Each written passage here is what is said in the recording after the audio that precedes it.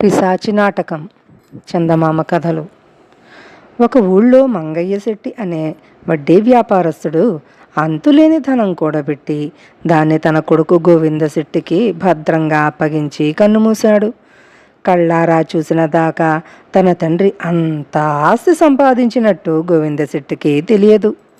అతను ఇనప పెట్టె తీసి అందులో ఉన్న వెండి, బంగారము, నగలు కుప్పపోసి చూసుకుంటే గుండె దడదడలాడింది. తండ్రి ఇచ్చిపోయిన అంత ధనాన్ని దొంగల బారి నుండి కాపాడుకోవటం మాటలు కాదు. దాన్ని క్షేమంగా ఉంచడానికి గోవిందశెట్టి ఒక ఆలోచన చేశాడు. ఆ ధనమంతా 2 లంకె బిందెల నిండా పోసి అర్ధరాత్రి వేళ ఆ బిందెలను తీసుకుపోయి ఊరి బయట ఉండే దెయ్యాల మర్రి కింద పాతిపెట్టాడు. ఆ మర్రి చెట్టు మీద దెయ్యాలుంటాయన్న నమ్మకం మూలాన రాత్రివేళ ఆ ఛాయలకు ఎవరూ వెళ్ళరు. తన డబ్బును రక్షించుకోవటం కోసం గోవిందశెట్టి పిశాచాల భయాన్ని దూరంగా ఉంచడమే కాక తానే ఒక పిశాచం పాత్ర ధరించాడు. ఎందుకంటే తాను పాతిపెట్టిన ధనానికి రాత్రిపూట తానే కాపలా కాయాలి. అందుకోసం గోవిందశెట్టి చీకటి పడినాక ఎవరూ చూడకుండా నిలువున తెల్లబట్టలు ధరించి పిశాచం వేషం వేసుకుని కాళ్లకు గజ్జలు కట్టుకుని వింత వింత ధ్వనులు చేస్తూ మర్రి చెట్టు నీడలో మసలేవాడు.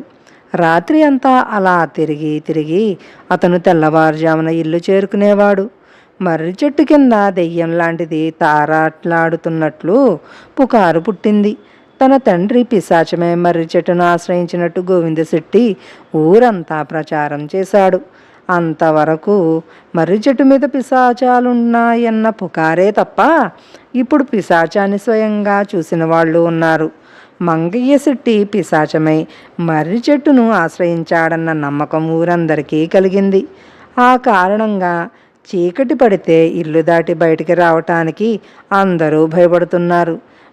మర్రి చెట్టు ప్రాంతాల పిశాచం ఉన్నట్టు చూసిన వారు కొందరికి జ్వరాలు వచ్చాయి. మంగయ్య శెట్టి పిశాచం గురించి గోరంతలు కొండంతలుగా ఊళ్ళో చెప్పుకోసాగారు. ఊరి పరిస్థితి మారిపోయింది. పనులు పాడు అయిపోయాయి. పొలాలకు రాత్రిపూట కాపలా లేదు. పొరుగుళ్ళ దొంగలు పంటలు యథేచ్ఛగా దోచుకుపోసాగారు. ఊళ్ళో ఏ మనిషికి గాని గొడ్డుకు గాని జబ్బు చేసినా చావు సంప్రాప్తమైనా అది పిశాచం పనేనని అందరూ నమ్మారు. గ్రామ జీవితం అస్తవ్యస్తమైంది. గ్రామంలో దరిద్రం తాండవించడం కూడా గోవిందశెట్టికే లాభించింది. తన వద్ద ఉన్న సరుకు హెచ్చు ధరలకు అమ్మి అతను మరింత లాభాలు చేసుకోనారంభించాడు. అతను గ్రామస్తుల మీద కనికరించి తన పిశాచం వేషం మానుకోక ఆ వేషంతో కాపలా కాస్తూనే ఉన్నాడు. ఈ స్థితిలో చిన్నడు తన కుక్కతో సహా ఆ గ్రామం చేరాడు. ఊరిలో అడుగు పెడుతూనే అతను మంగయ్య శెట్టి పిశాచం గురించి, దాని మూలాన గ్రామానికి పట్టిన పీడ గురించి విన్నాడు. అతనికి చాలా బాధ కలిగింది.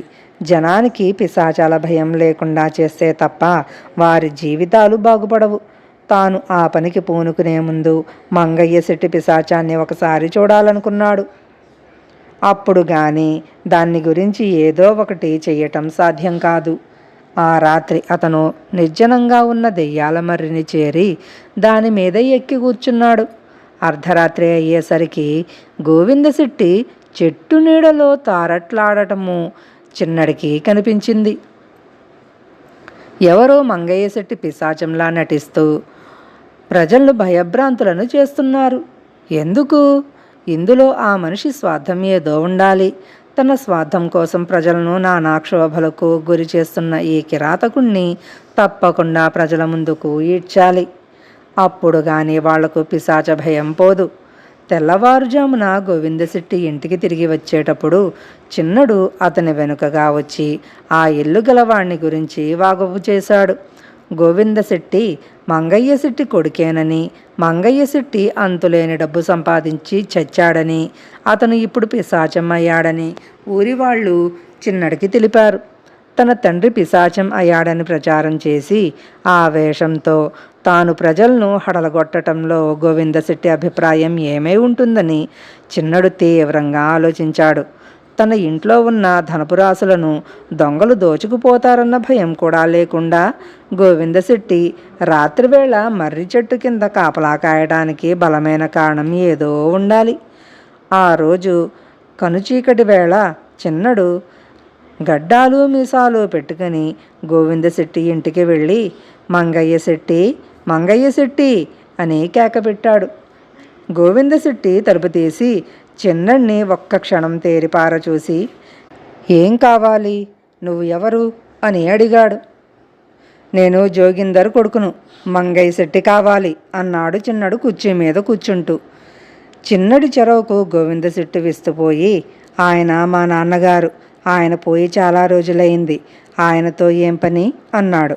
చిన్నడు కొద్దిగా విచారముఖం పెట్టి, మా నాన్నగారికి మీ నాన్నగారు 1,00,000 వరహాలు బాకీ ఉన్నారు, వాటి కోసమే వచ్చాను, ఆ డబ్బు ఇచ్చి నన్ను తొందరగా పంపించే ఏర్పాటు చూడు అన్నాడు. గోవిందశెట్టి ఉలిక్కిపడి, ఏంటి, మా నాన్నగారు మీ నాన్నగారికి 1,00,000 వరహాలు బాకీ ఉన్నాడా? ఆ డబ్బు నీకు నేను ఇయ్యాలా? బాగుంది బాగుంది, ఉండటానికి ఈ ఇల్లు తప్ప నా దగ్గర చిల్లిగా అవ్వలేదు, కావలిస్తే చూసుకో, నా బతుకు వెళ్ళమారటమే అంతంత మాత్రంగా ఉన్నది అంటూ చిన్నడికి ఇంట్లో ఉన్న ప్రతి పెట్టె ఇనప్పెట్టెతో సహా చూపించాడు. అంతా చూసిన మీదట చిన్నడికి సంగతి ఏమిటో పూర్తిగా అర్థమైపోయింది. గోవిందశెట్టి తనకు ఉన్నదంతా దెయ్యాల మరి సమీపంలో దాచి రాత్రిపూట పిశాచి వేషం వేసి అక్కడ కాపలా కాస్తున్నాడు. అటుకేసి ఎవరూ రాకుండా కూడా చూసుకుంటున్నాడు. ఈ సంగతి గ్రహించిన చిన్నడు, చూడు గోవిందశెట్టి, బాకీ అన్న తర్వాత బాకీయే, నీ ఇల్లు అది అమ్మేసి అయినా మా నాన్న బాకీ తీర్చడం మంచిది, మా నాన్న సంగతి నీకు తెలీదు అని బెదిరించాడు. గోవిందశెట్టి మండిపడి, ఇంకోసారి ఆ మాట అన్నావంటే నీ ప్రాణాలు దక్కవు, మా నాన్న ప్రస్తుతం పిశాచమే తిరుగుతున్నాడు, మంగయ్య శెట్టి పిశాచం పేరు చెబితే ఈ ప్రాంతంలో కప్పలు కూడా నీళ్లు తాగవు, మీ జోగిందర్ ఏం చేయగలడు అన్నాడు. చిన్నడు పకపకా నవ్వి, అదా నీ ధైర్యం, మా నాన్న కూడా చచ్చి పిశాచమై మా ప్రాంతాల విలయతాండవం చేస్తున్నాడు, పిశాచి అయినాక తనకు రావలసిన బాకీలన్నీ ఒక్కొక్కటే వసూలు చేస్తున్నాడు, మొండికెత్తిన వాళ్ల చేత నెత్తురుకెక్కిస్తున్నాడు, ఆయన మీ నాన్న మీద విరుచుకుపడతాడనే భయంతోనే బాకీ వసూలుకు నేను స్వయంగా బయలుదేరి వచ్చాను, నన్ను ఉత్త చేతులతో వెనక్కు పంపావో నీ ప్రాణానికి నేను పూచీపడను, నువ్వు డబ్బు లేదని నన్ను మోసగించగలవు గాని డబ్బు ఎక్కడ ఉన్నది పిశాచానికి తెలియదా, ఆ సంగతి నీకు తెలియదా, వెళ్ళి వస్తా అంటూ బయటపడ్డాడు. గోవిందశెట్టికి మతిపోయినట్టయింది. పిశాచంగా నడుస్తూ మనుషులను హడలగొట్టవచ్చు కానీ నిజంగా పిశాచం వెంటపడితే తన గతి ఏం కాను. అయినా ఆ రాత్రి గోవిందశెట్టి మర్రి చెట్టు కిందకి వెళ్ళి పిశాచం వేషం వేశాడు. కానీ కాళ్ళు వణుకుతున్నాయి. జోగిందర్ పిశాచం తన డబ్బు కోసం రావచ్చు.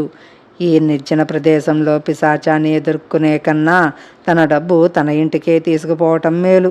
ఊరి మధ్య పిశాచాల భయం తక్కువ. పిశాచాల భయం కన్నా దొంగల భయం కూడా తక్కువే. గోవిందశెట్టి తాను ధనం పాతిపెట్టిన చోట తవ్వి లంకె బిందెలు పైకి తీశాడు. అంతలో చెట్టు మీద నుండి చిన్నడు గోవిందశెట్టి ముందు దూకాడు. గోవిందశెట్టి భయంతో కెవ్వున అరిచాడు. చిన్నడు అతన్ని పట్టుకుని మర్రి చెట్టుకే కట్టేసి అతనికి తన కుక్కను కాపలా పెట్టి ఊళ్ళోకి వెళ్ళి మంగయ్య శెట్టి పిశాచాన్ని చూపిస్తాను రండి అని జనాన్ని పిలుచుకు వచ్చాడు. వాళ్ళు గోవిందశెట్టిని గుర్తించి నివ్వెరపోయారు. చచ్చిపోయిన మంగయ్య శెట్టి ఎన్నో అక్రమాలు చేసి అంత డబ్బు సంపాదించి ఉంటాడని ఊళ్ళో ఎవరూ ఊహించి ఉండరు. ఆ సంగతి గ్రామస్తులకు తెలియకుండా ఉండగలందలకు ఈ గోవిందశెట్టి తన తండ్రి సంపాదన అంతా లంకె బిందెలలో పెట్టి ఇక్కడ దాచి తన తండ్రి పిశాచం అయినట్టు మిమ్మల్ని నమ్మించి వీటికి రాత్రివేళ కాపలా కాస్తున్నాడు. ఇందులో ఊళ్ళో వాళ్ళు పోగొట్టుకున్న దొంగ సొత్తు ఎంత ఉన్నదో మీరే నిర్ణయించుకుని ఎవరిది వారికి తిరిగి ఇచ్చేయండి. మీరు దెయ్యాలు పిశాచాలు అని భయపడినంతకాలము మిమ్మల్ని ఎవరు పడితే వాళ్ళు తేలికగా మోసం చేయగలరు. మీ బతుకులు బండలైపోతాయి అన్నాడు చిన్నడు. చిన్నడు గోవిందశెట్టిని లంకె బిందెలను గ్రామానికి అప్పజెప్పి తాను కుక్కతో సహా బయలుదేరి వెళ్ళిపోయాడు.